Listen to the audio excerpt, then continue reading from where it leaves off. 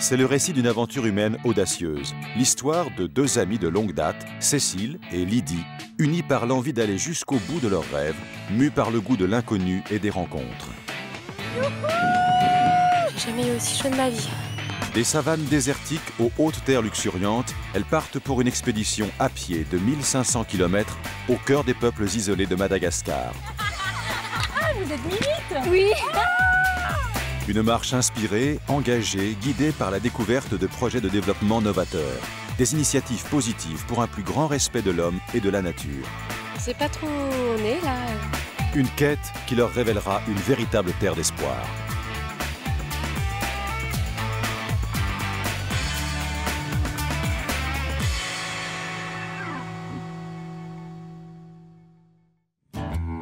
C'est par le Grand Sud malgache que nous avons préféré débuter notre expédition. Un choix hasardeux, ma foi, car c'est l'une des terres les plus hostiles de la Grande Île. Aride, méconnue, enclavée, déshéritée, peuplée de légendes et de guerriers. Rien de très engageant donc pour nos premiers pas. Youhou! L'androuille! Salam et l'androuille! Salam! L'Androuille, traduction le royaume des épineux. Un monde végétal étonnant, résistant à la sécheresse du milieu. Nous parcourons environ 30 km par jour avec nos 3 litres de provisions d'eau. Les premières étapes sont forcément éprouvantes. Ah, ça a été chaud hein, ce matin, Lydie. C'était trop chaud, moi j'en pouvais plus. Putain, le cagnard! Moi ça me faisait tourner la tête. Je suis trop contente de m'arrêter, tu peux même pas t'imaginer. Ah ouais, non mais là c'était indispensable. Hein. Ouais, c'était indispensable. Ça me donne trop faim, j'en fais la dose. Hein. Ouais. Et puis même si on se forcera à manger plus. Hein. Oh, c'est clair. T'auras pas besoin de me forcer. En quelques jours seulement, nous nous efforçons d'adopter une cadence. Nous nous inventons un nouveau quotidien. Le montage de la tente ressemble déjà à un rituel, sous le regard ahuri des soi-disant terribles Antandrouilles qui vivent en hameaux de quelques cases dispersées. Chacun se découvre. Demain, lever à 4 heures pour un départ aux premières lueurs. Chaque jour, nous reprenons la route, plus solides sur nos jambes, plus déterminés dans nos têtes. Un banana nuku. Un benounuku. Un benounuku. Eh. C'est où? Eh. Même si le pays est une ancienne colonie française, notre langue n'est plus pratiquée dans la brousse.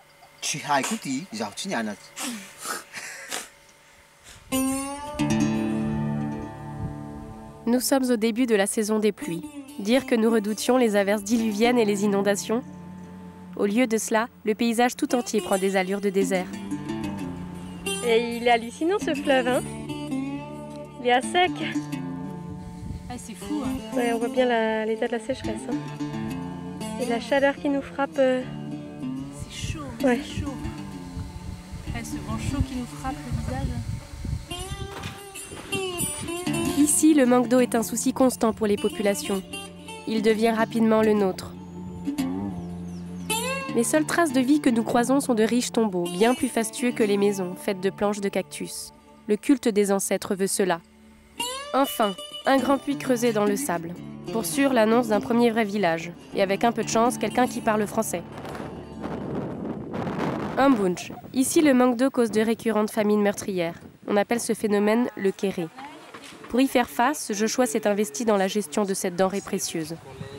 Allez savoir pourquoi il s'obstine à ne communiquer qu'en anglais, la langue des experts sans doute. La technique la plus répandue est un impluvium, système de captage et de stockage des eaux de pluie. Une immense dalle de ciment inclinée et un réservoir enterré pour mieux conserver le liquide ainsi recueilli. Mais Joshua, lui, s'est battu pour obtenir, au profit du village, d'autres instruments, les panneaux solaires. Like this. Like this. 1, 2, 3, 4. Et c'est le gouvernement qui les a installés? Yeah, government. Ah, qui a installé les autres qui sont Yeah. là. Ah, donc ils ont installé 8 panneaux solaires. Dur l'anglais pour Lydie aussi. L'énergie du soleil permet de pomper profondément dans le sol et de propulser l'eau directement dans la citerne au centre du village. À Madagascar, si l'eau est rare, le soleil, lui, ne manque pas. Demain, il pourrait permettre le développement d'un pays où près de 80% des familles n'ont pas l'électricité.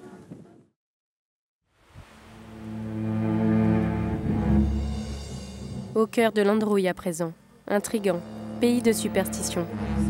La légende raconte que les Vasas, c'est-à-dire les Blancs, viennent arracher les cœurs pour les manger. Ainsi, les enfants nous fuient, les adultes se cachent, abandonnant même leurs troupeaux de zébus. Nous nous sentons seuls, mais les yeux de la brousse nous observent. Je n'imagine pourtant pas Lydie manger des cœurs. Elle a déjà du mal avec une figue de barbarie. Qu'est-ce que t'as bouffé? Un fruit de cactus. Et je l'ai mal pelé, du coup j'ai des épines dans la langue.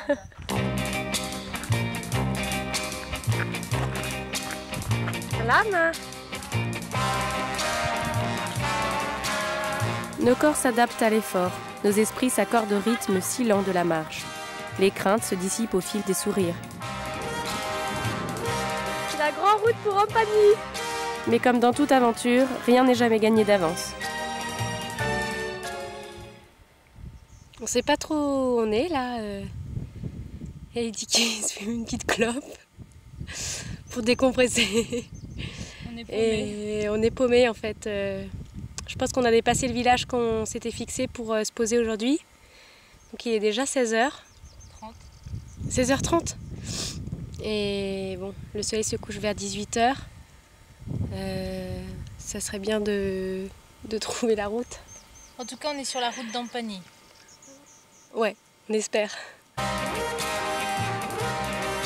Comme chaque soir, notre objectif est d'atteindre un village. Mais parfois, la surprise est peut-être trop grande pour nos hôtes. Le gouffre qui nous sépare certainement infranchissable. Comme ce soir, par exemple. Les petits garçons jouent avec leurs couteaux, ça c'est incroyable. Ils ont les dents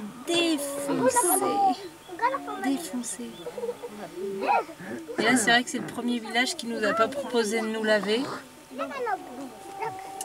Et il n'y a pas de nourriture, j'ai l'impression, ou très peu de nourriture. En tout cas, je vais bien dormir, ça c'est sûr. Je vais vraiment bien dormir. Lydie souffre de la cheville gauche et je me sens déshydratée.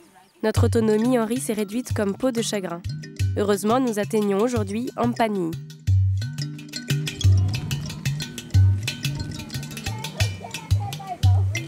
Ampagny est le gros bourg du Grand Sud malgache. Il fut pendant longtemps le berceau du tapis mohair, tissé à partir de la laine de chèvre angora.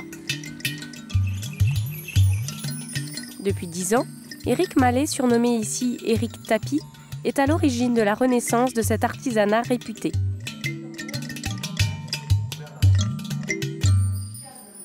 C'était un produit qu'on trouvait avant sur le marché européen jusque dans les années 75, un truc comme ça. Moi j'étais tout môme, mais ma famille faisait un peu de business dans l'art, si tu veux. Et donc comme je connaissais les gabets, je connaissais les kélim, je connaissais les tapis d'Ampagny. C'était un produit qui passait, si tu veux, à l'époque, sur le marché. Et quand je suis arrivé à Madage, donc j'ai voulu voir, c'était un petit peu sur la carte la seule destination qui m'évoquait quelque chose, et j'ai voulu voir un petit peu ce truc-là. Mais lorsqu'Éric arrive, les tapis d'Ampagny ont disparu. Il décide alors de relancer l'activité et de réenseigner à la population un savoir-faire précieux. Il y a entre 40 et 50 tisserandes. De la région? Bien sûr. Autour de 10 km autour d'Ampagny. J'ai des filles qui viennent de 10 km. Et puis autour de ça, il y a encore une dizaine de personnes. Encadrement, de bobinage, de lavage de laine et tout ça. En tout, c'est une petite soixantaine, une bonne soixantaine même. Ça nourrit pas mal de familles, une soixantaine de familles, à peu près 300 enfants. Uniques par leur motif, ces tapis le sont aussi par la couleur de leur laine. C'est peinture végétale. Nous ne travaillons pas avec de peinture chimique. De peinture comme le lichen. Le lichen, ça donne des couleurs comme ça. Les tapis ne sont déclinés qu'en 5 couleurs, un choix revendiqué par Éric. Alors si je commence à aller chercher des plantes à 300 bornes d'ici ou au nord de Madagascar et tout ça, ça m'intéresse pas parce qu'on veut vraiment une signature d'Ampagny si tu veux. Donc je travaille vraiment qu'avec ce qu'on a dans la région. Pour obtenir une belle teinture, faites bouillir de l'eau dans une grande marmite. Ajoutez un peu de lichen, d'arbre pieuvre ou encore d'épineux. Plongez votre écheveau dans la substance ainsi obtenue et laissez infuser quelques minutes. il ne vous reste plus qu'à faire sécher, puis à tisser. Démonstration de Lily, la fille d'Éric, qui, comme toutes les petites filles du village, se plaît à exercer sa dextérité. L'entreprise d'Éric est une chance inouïe de développement économique pour toutes ces tisserandes. Et ce qui est génial, c'est qu'elles repartent chez elles et pendant des années, j'attendais que la qualité locale augmente parce que toutes ces filles qui sont passées et qui sont reparties travailler pour elles. Est-ce que 500 personnes Ouais, j'ai formé plus de 500 personnes à l'atelier. Et ça y est, depuis 1 an ou 2, ça a monté la qualité, locale, et je le vois en ville, les tapis d'Ampagny, la qualité est super. Excellent. C'est le fruit du boulot qu'on a fait. On quitte l'Androuille pour rentrer dans le pays Mafal. Les gens sont de plus en plus souriants, ils ont l'air moins apeurés. C'est vraiment cool. C'est parti! Emplis d'espoir par cette rencontre prometteuse, d'un pas léger, nous rejoignons la route nationale 10.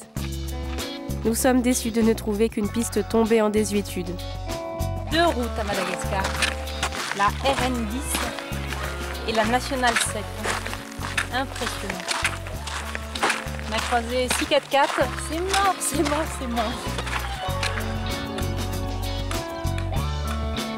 Bonjour, salama. Wow. Timis.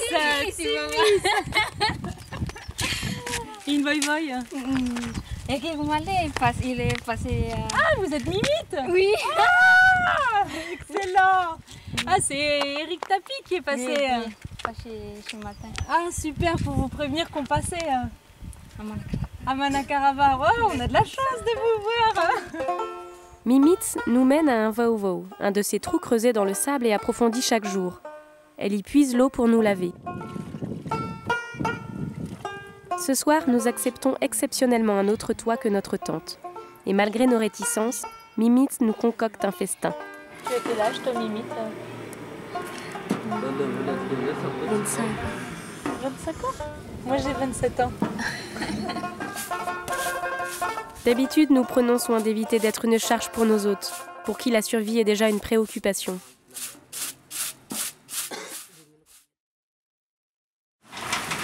Au matin, surprise, la saison des pluies a enfin commencé. Elle annonce sans doute pour nous des journées de galère, mais nous sommes heureuses pour l'Androuille. Nous pensons à Joshua. Espérons que cette année, il soit épargné par le kéré. Le cœur, là, la force.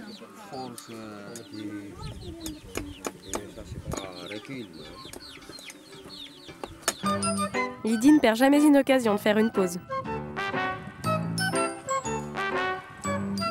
Donnez-lui un vélo, elle l'enfourche. Bon, ne tardons pas, je sens qu'elle y prend goût. Je sais plus marcher. Et pourtant, il va bien falloir.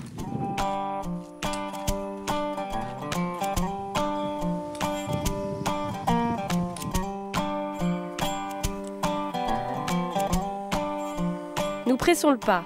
Nous craignons de manquer d'eau sur cette ligne droite de 90 km.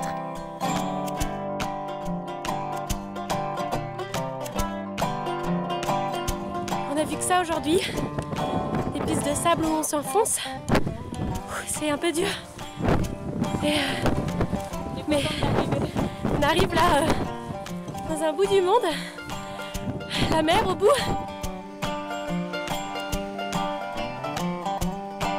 On va bientôt atteindre nos 400 premiers kilomètres. 400 km. 400 km.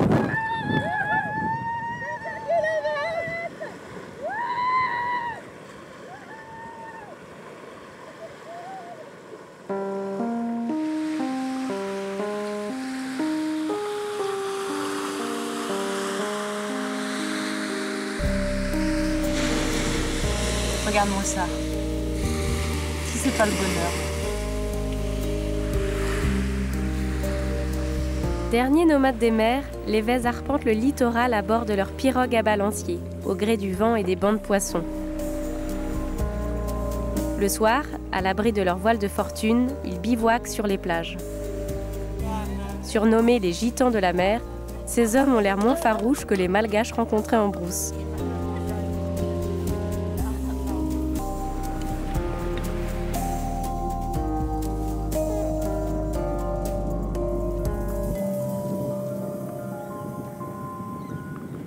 Mais à quelques kilomètres, la réalité de cette île pauvre nous rattrape. Au cœur des salines de Tuléar, une école tente d'offrir aux enfants une échappatoire au travail éreintant du sel.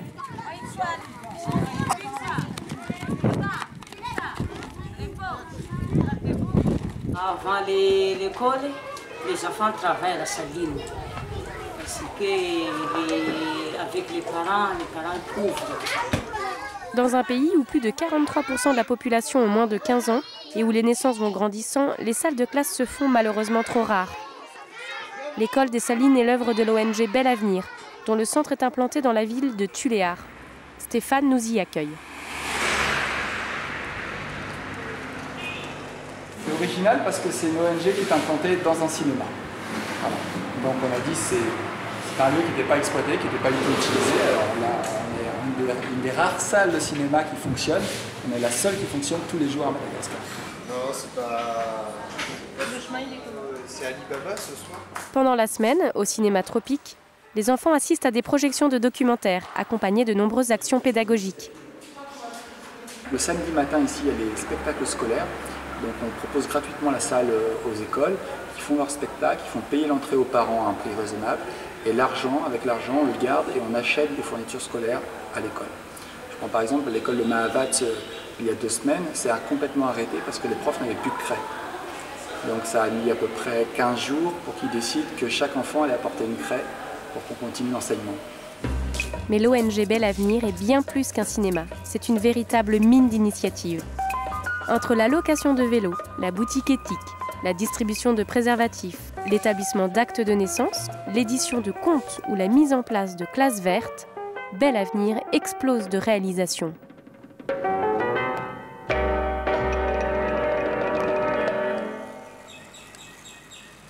Ça y est, après 5 jours à Tuléar, là, on quitte la mer. Et nous voilà partis pour la deuxième partie, la deuxième grosse étape du trek en route pour Fianarantsoa.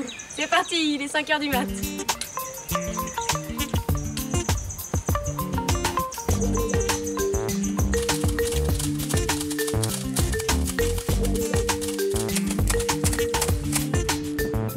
L'Androuille paraît si loin déjà. Les villageois ont ici de l'eau à profusion et cette eau offre tous les possibles. On travaille au champ, on cultive des pois, du maïs, on récolte des bananes. Tout est plus vert. Nous savourons la marche, cette lenteur qu'elle honore et qui renvoie comme un écho au quotidien paysan.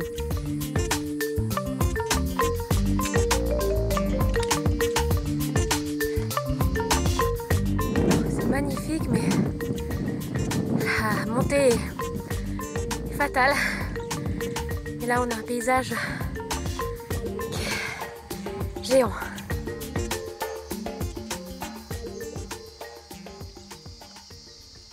Et pour aller à Fativoul, et on doit traverser la rivière. Et parce que Fativoul, c'est au nord de cette rivière. D'accord. Ah, c'est au nord de cette rivière. Oui. Et c'est possible de traverser la rivière? Ah oui, c'est ça que j'ai dit qu'un peu haute. Elle est un peu haute. Il y a des crocodiles, des caïmans? Non, il n'y a pas de caïmans. Mais il faut nager. Il faut nager. Il faut nager? Mais l'eau est jusqu'où? Oh. Lydie, faut nager là pour traverser, si j'ai bien compris. Faut nager. Et il n'y a pas de bateau, de pirogue? Heureusement que Lydie est toujours là pour voir le bon côté des choses. On a de la chance parce que 15 km en aval, il y avait des caïmans. Et ça va faire du bien de se baigner, je meurs de chaud. Ça tombe pile poil. Désolée, mais dans ces conditions, pas de risque inutile. Ma caméra reste bien à l'abri dans son Tupperware. Et ce soir, nous atteignons un village, au cœur du pays Bar. Nous redoutions la rencontre avec ce peuple à la réputation guerrière. Décidément, à Madagascar, il faut se méfier des légendes.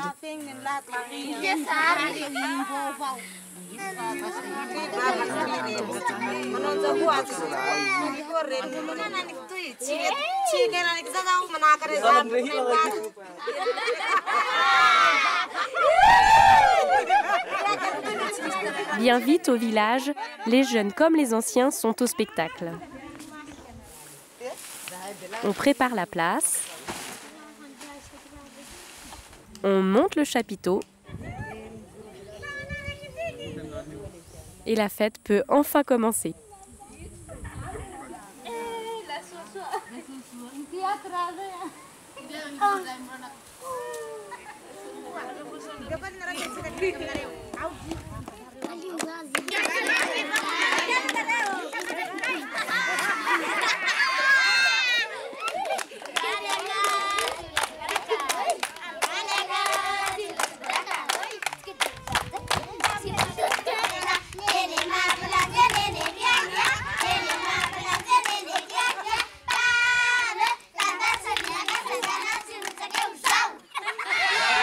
Ce soir, je me sens comme chez moi.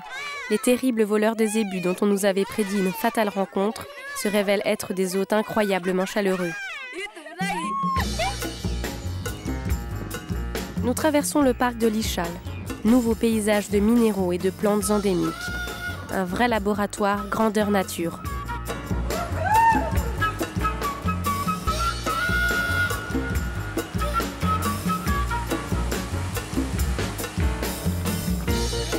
Puis c'est le début des Hautes Terres, le pays du riz, aliment national de Madagascar. Il y a 30 ans à peine, le pays exportait son grain de qualité. Les rendements se sont effondrés et depuis peu, la grande île se voit contrainte d'importer son aliment de base. Dans ce décor fertile des Hautes Terres, nous progressons comme dans des labyrinthes.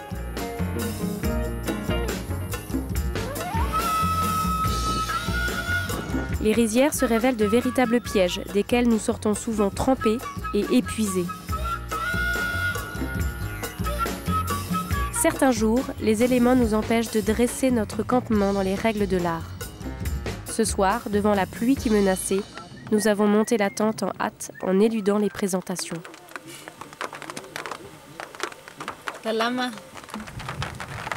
Mais la curiosité est trop forte pour certains. Je crois que nous faisons le même effet que le Père Noël. Justement, les fêtes approchent, et c'est l'occasion d'un grand nettoyage à la mode malgache. Spectacle, deuxième acte.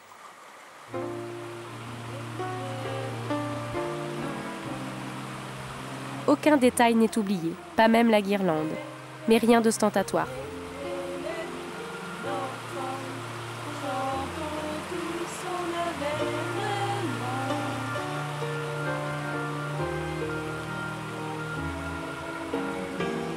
C'est ainsi que nous nous apprêtons à fêter Noël en brousse, dans la simplicité et l'authenticité, très loin des montagnes de cadeaux.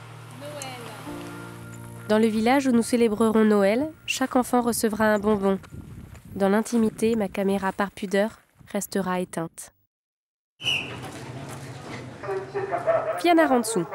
Petite entorse à la règle ce matin, nous grimpons dans un train, dernier vestige du réseau ferroviaire de la Grande Île.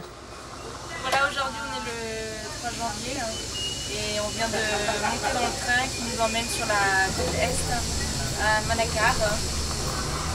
Et voici le début de la troisième partie de notre expédition jusqu'à Tananarive dans un mois. Youhou!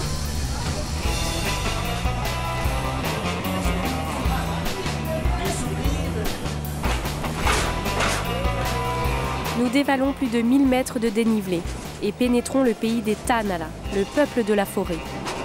La fine brume matinale se lève.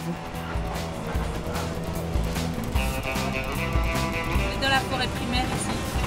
C'est encore un des rares couloirs forestiers où il y a la forêt primaire qui n'est pas dévastée. Car désormais la forêt recule d'1 heure de marche par an, minée par la coupe des bois précieux et l'expansion des cultures sur brûlis. Une tradition qui fait des ravages. Les 163 km de voies qui descendent jusqu'à la mer défilent sous nos yeux, à très vive allure. Ça change de la marche à pied.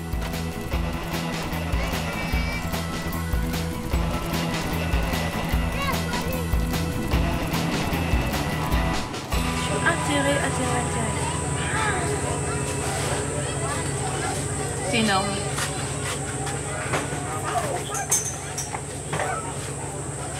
C'est énorme, énorme, énorme. J'ai oublié mes chaussures à la gare précédente. Je suis en tongs. Et on marche 35 bornes par jour. Ah, j'en reviens pas. Ah, j'en reviens pas. Ah, je suis atterrée. Je suis vraiment atterrée là.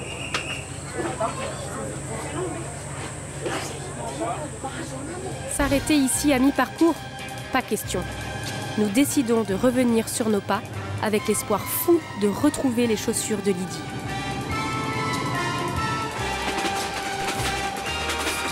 Hier, nous avons tout fait pour sonner l'alarme. Et si les bornes radio des gares ont bien fonctionné, le signalement des chaussures est donné dans toute la région.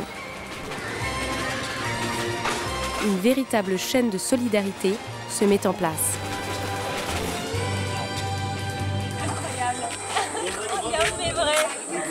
Alors là, Madagascar, elle est surprenante, mais absolument surprenante. On attend ici à cette gare parce que le cheminot de la gare d'avant où j'ai oublié mes chaussures me rapporte les chaussures. Ah, j'en reviens 24 heures sont passées depuis. Ah, j'en reviens pas. Ça va plus vite que la marche à pied. Après un tel dénouement, nos pas sont plus légers. Les sourires malgaches sont résolument contagieux. Chaque jour, les rencontres résonnent comme de belles promesses. L'espoir est bien là, à chaque détour.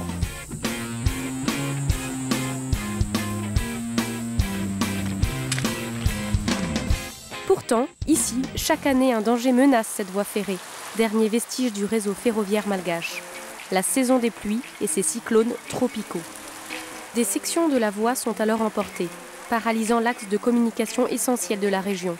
Les villages se retrouvent enclavés et les récoltes bloquées sur la côte.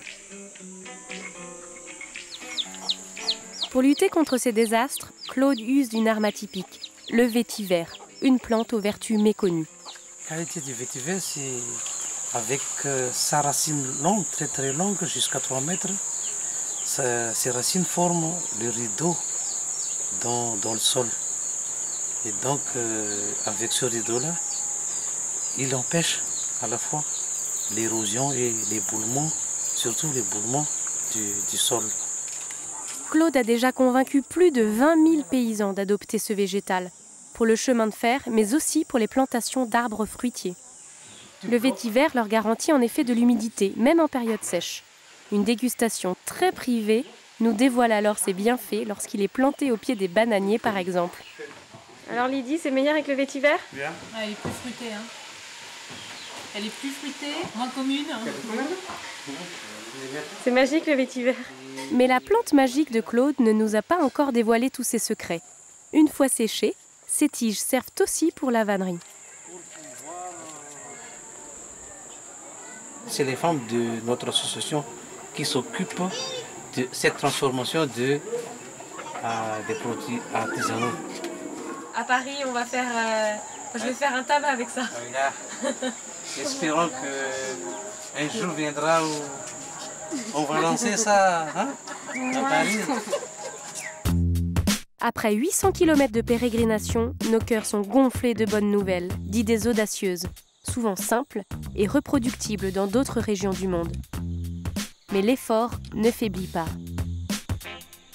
D'ailleurs, c'est l'effort qui fait de chaque petit signe une grande nouvelle, d'un plaisir simple, une joie débordante. Pour moi, chaque instant retrouve sa juste valeur. Miss Café? Miss Café. Wouhou! Ça, c'est un beau matin. On va faire un bon petit déjeuner. Un petit café comme ça le matin après une bonne heure de marche. Tomber du lit, c'est très agréable, c'est une bonne surprise. La nature retrouve aussi sa juste place dans nos vies, au rythme du soleil, à la cadence sereine de la marche. Mais maintenant, l'épreuve de vérité. Nous devons regrimper les 1000 mètres de dénivelé que nous avions si facilement dévalés en train, soit plus de 200 km d'ascension. Ici, pas de route, et tout se transporte à dos d'homme. Les chargements atteignent 60 kg. Et dire que nous sentons déjà le poids de la fatigue avec nos maigres pactages de 17 kg.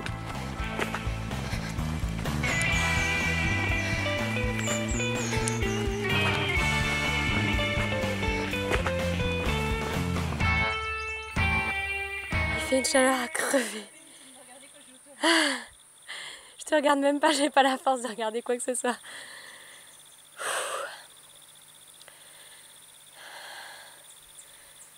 J'ai jamais eu aussi chaud de ma vie.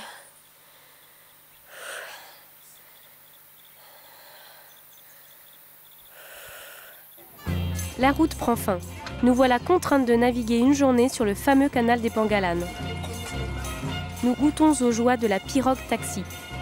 Se frayer un chemin, puis trouver un siège. La traversée peut enfin commencer. Cet axe est un réseau de canaux et de lacs unique en son genre.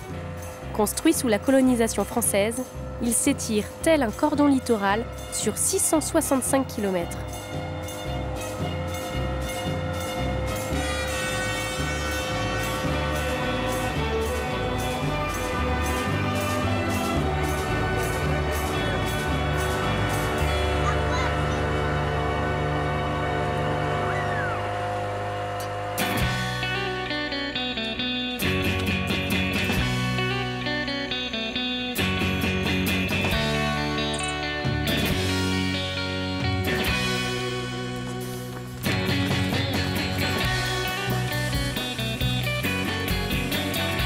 Les villages se font rares, mais nous progressons aidés par des guides providentiels. Tu te poses avec nos amis? Avec nos amis, les deux guides improvisés. Ils sont sympas, hein? Ils marchent vite. Bientôt, nous rejoignons Ansi Rabé. Éprouvés par la route, nous sommes revigorés par la rencontre de l'étrange Zob. Il faut comprendre, bien entendu, Zebu Overseas Board. Nous apprenons à mieux connaître celui qui nous accompagne sur la route depuis 1000 km. Le Zebu, emblème du pays. À la Zob, une banque un peu particulière, José nous reçoit. Zob reçoit la souscription des Français de l'étranger pour l'achat d'un zébu. Alors ils deviennent propriétaires et cette bête donc est destinée à être vendue aux paysans. Vous permettre aux paysans donc d'exploiter leurs terres. Est-ce que vous avez beaucoup d'Européens qui viennent visiter leurs zébus? Il y en a quelques-uns qui sont venus.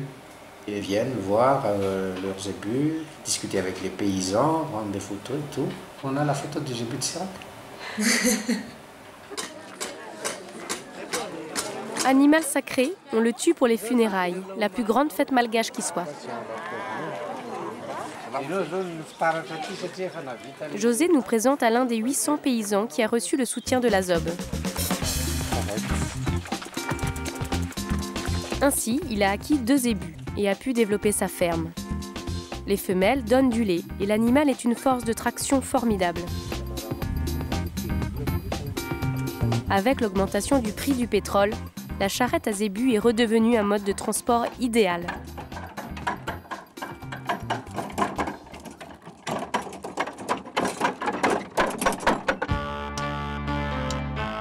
Nous reprenons la route sur un rythme soutenu.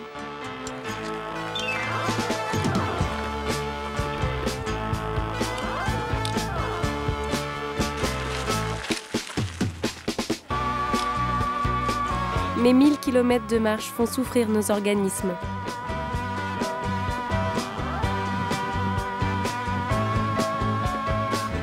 Pour éviter les détours, nous empruntons la grande route nationale 7 qui mène à la capitale. Désagréable pour nous, certes, mais l'enfer pour ces hommes et ces femmes. Ils y passent leur vie à casser des cailloux pour la construction des routes. Vertige.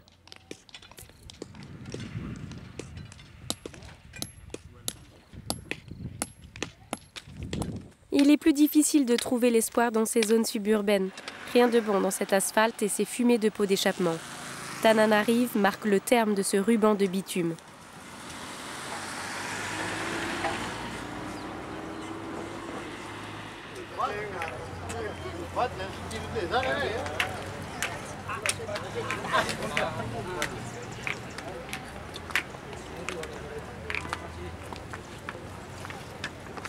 Ça y est, on vient d'atteindre la capitale après 3 mois et plus de 1100 km de marche à travers tout Madagascar. C'est en fait une grosse étape qui est franchie avec beaucoup de bonheur. C'est l'euphorie.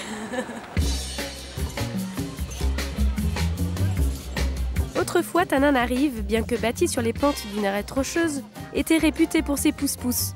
Leur nom aurait même été inventé ici. Même s'ils ont déserté la capitale, ils restent un symbole du pays. Lydie cède à la curiosité du test en direct.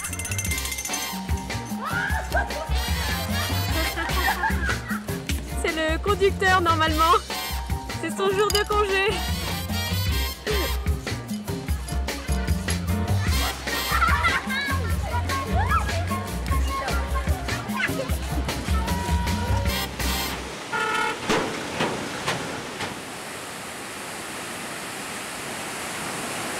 Voilà, on vient de quitter Tana.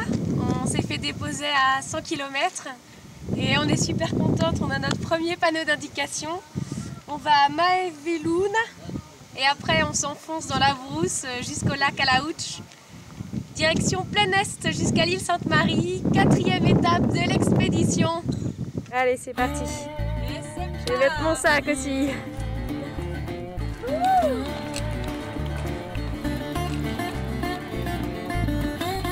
Nous retrouvons avec avidité la nature, mais constatons avec dépit qu'ici comme ailleurs, nous effrayons toujours autant les enfants. Les adultes, souvent curieux de notre GPS, s'avèrent plus prompts à la coopération. Pourtant, ce matin, personne ne comprend où nous voulons aller.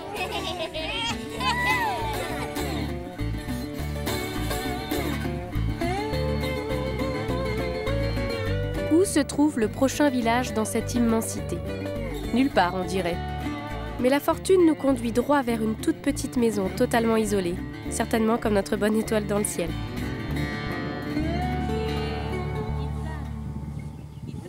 Nous sommes accueillis par un jeune couple de 20 ans à peine. Ils ont déjà 3 petits garçons et attendent un 4e enfant. Ah, du charbon. Ça, c'est du charbon. Ce soir, c'est la guerre du feu. L'air est très humide, le bois ne s'enflamme pas. Ah, c'est qu'il y a du vent. Quant aux rations, elles ne varient pas. Du riz et encore du riz. On va mettre une petite poule avec. Là, elle nous tourne autour. Elle va finir la casserole.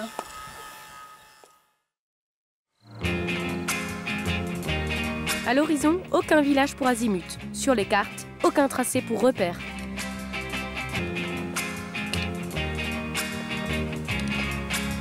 Sur le terrain, l'érosion a creusé des vallées profondes et parfois infranchissables. Là, on n'arrive pas à retrouver notre chemin qui est juste en face. À vol d'oiseau, il est à 50 mètres. Et on a l'impression d'être dans une colline entourée de ravines. C'est assez impressionnant. Impression vertigineuse d'être 2 minuscules points dans un paysage dantesque. Cette force de la nature nous transmet une énergie démesurée. Nous nous sentons invulnérables.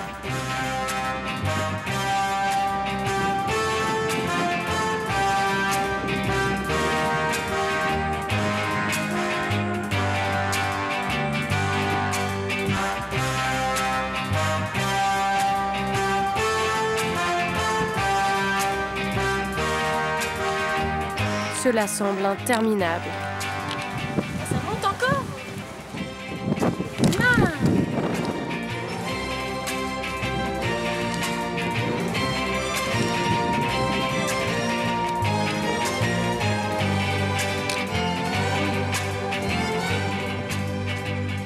On est super heureuse là. On est arrivés. Ah, ça a été une journée un peu affreuse quoi. Beaucoup de montées sur 33 km. Ouais. Ah, c'est super. Ouais. On est heureuse mais bien vannée. On est fatigué. Ah ouais, moi j'ai le corps... Et demain, on retourne à pied en direction de Tananarive. Mais enfin, sans passer par Tana. Pour aller jusqu'au lac Alaouch. Où nous avons 3 initiatives qui nous attendent. C'est où à Ambatondrazak? Ambatondrazak. Ambatondrazak, surnommé autrefois le grenier à riz du pays. Désormais, ici aussi, la pauvreté fait rage et pour y faire face, une entreprise sociale d'un modèle précurseur a vu le jour, l'Épidore. Chaque jour, des mains expertes y confectionnent du pain, des pâtes, des pâtisseries en tout genre et même des croissants.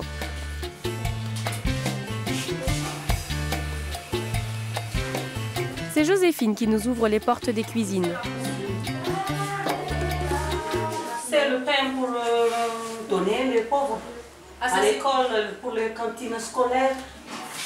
C'est une entreprise très nouvelle pour Madagascar. Oui. Parce que c'est un tiers qui profite au fonctionnement, un tiers pour payer les salariés, et le dernier tiers, donc c'est pour les familles, 110 familles et les élèves. L'Épidore est aussi un lieu de formation pour ces femmes qui y préparent un diplôme de bonne pâtissière.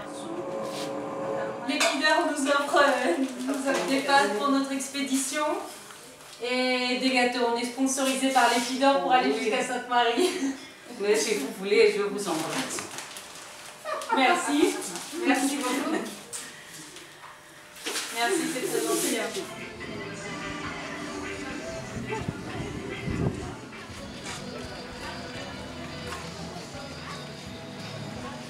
Il n'y a pas que nos corps qui souffrent, il y a aussi le matériel. Là, je suis en train de me faire rafistoler mon sac. Enfin, rafistoler, je fais du bon travail. Et le pays souffre aussi. Nous sommes sur la rive est du lac Alaouch, à Immerimandrouche, ancienne station balnéaire des colons français. Ici, tout nous rappelle que 30 années de dictature militaire ont épuisé le pays, qui doit à présent soigner ses plaies béantes.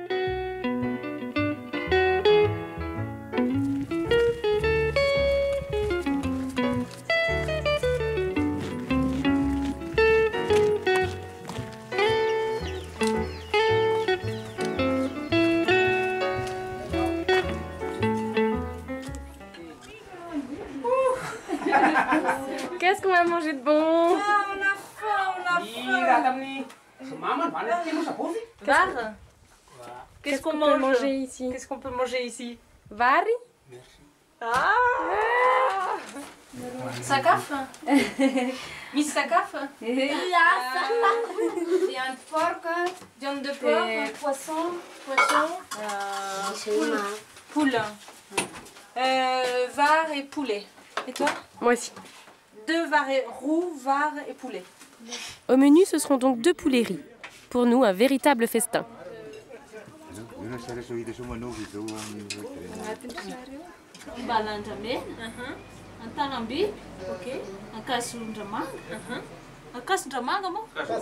Cette jeune fille nous indique sur la carte Anja Noumen et nous y signale l'Espace Fraternité, une association menée par Jeannette, une femme qui, semble-t-il, a adopté tous les enfants de son village.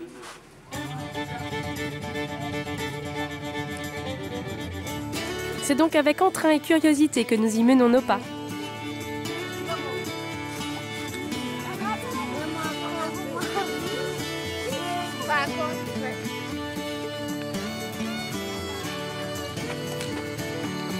Tout le monde connaît Jeannette ici.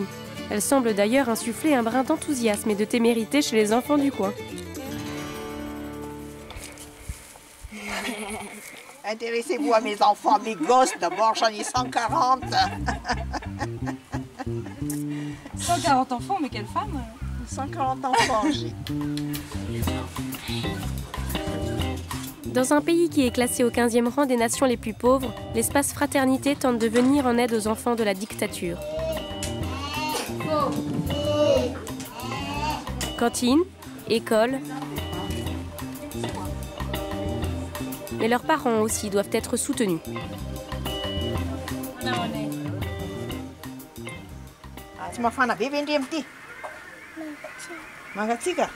Ça y est, tu vas voir le palu, quoi. Alors pour ces gens-là, je voudrais quand même faire des maisons. Maisons sociales. 100 euros 150 euros pour faire une maison comme ça. Et qui loge 7 personnes. Oui.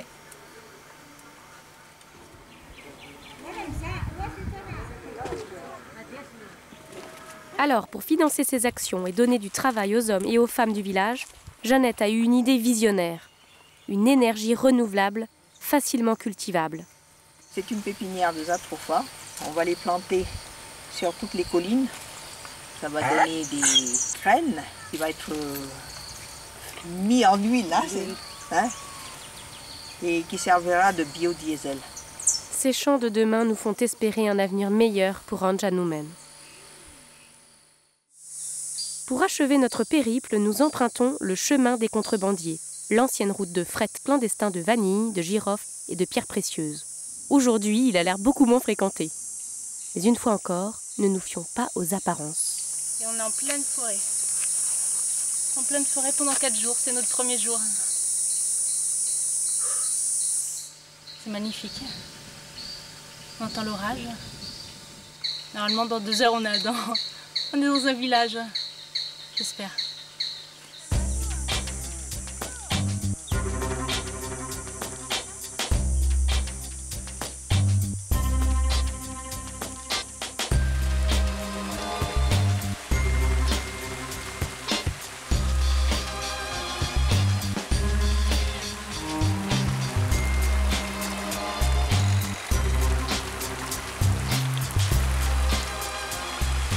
Viens vers moi, Cécile. Viens vers moi. Viens vers moi. Viens. Il y a une araignée, une grosse araignée juste au-dessus de ta tête. Charmante rencontre. Restons sur nos gardes.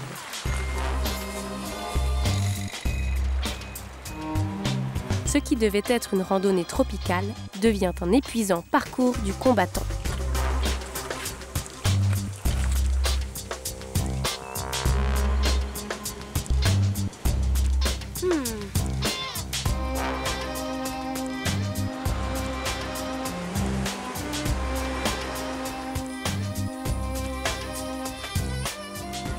Certains jours, nous ne parcourons pas plus de 12 km. Les pluies sont venues grossir les lits des rivières. De bien mauvaises surprises ralentissent notre progression. Nous nous sentons fragiles et impuissantes. Mais pas le choix, nous devons continuer. On peut aller sur le côté ?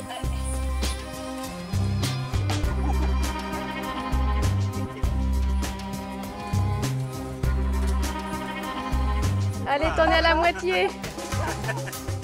Parfois, nous traversons des cimetières de forêt, derniers troncs de cendres résistant encore au vent.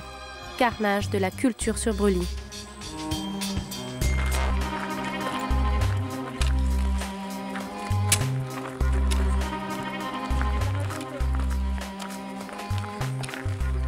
Incroyable.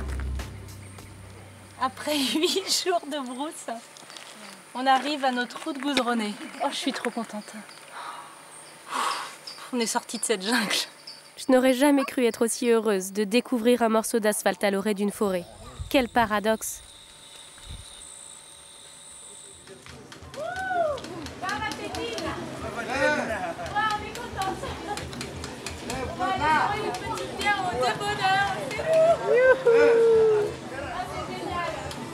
C'est animé. Il y a même un cinéma là.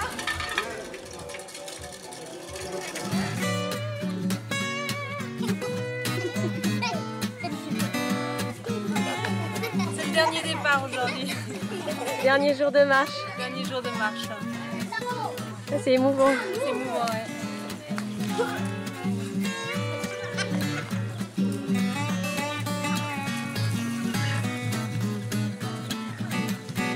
Dernière au revoir aux enfants, nos plus fidèles compagnons, infatigables spectateurs.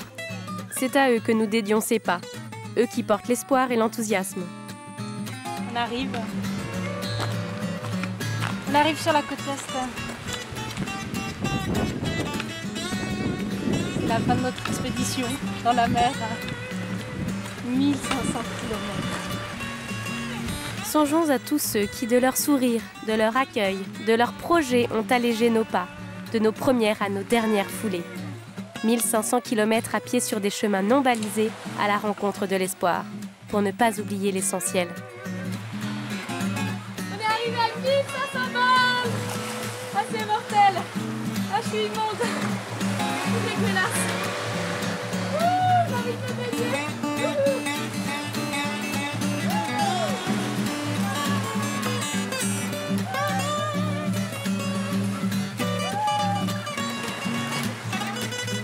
Alors heureuse. Je t'embrasse.